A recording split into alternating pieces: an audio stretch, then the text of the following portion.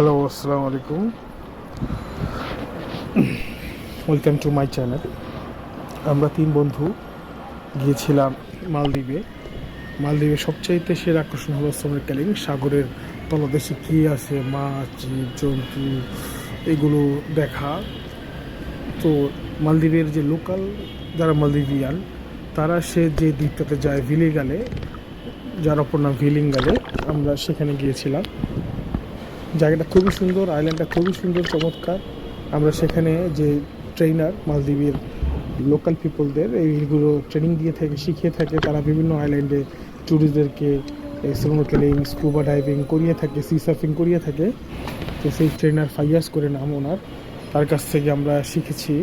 সে আমাদের 1 ঘন্টার মতো ট্রেনিং দিয়েছে। এরপর আমাদের গভীর সাগরে নিয়ে গেছে, যেখানে সাগরের তলদেশে যে গিরিখাত পাহাড় আছে সেগুলো আমাদের দেখিয়ে এনেছে।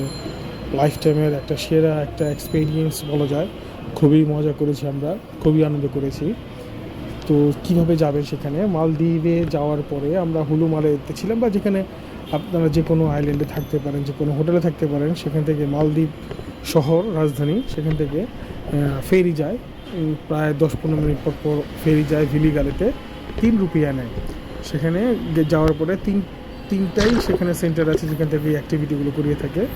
তো ফাইয়াজের ওইখানে যাবেন আপনারা। সেখানে মালদ্বীপিয়ান 250 রুপিতে আপনারা প্রায় ঘন্টা 2-1-3-1-এর জন্যে চাইলে 4 ঘন্টা, আপনাদের যতক্ষণ ইচ্ছা স্নোরকেলিং করতে পারবেন, সমস্যা নেই। সে ঘন্টাখানেকের মতো ট্রেনিং দিবে, আধা ঘন্টা 1 ঘন্টার মতো ঘুরিয়ে আনবে।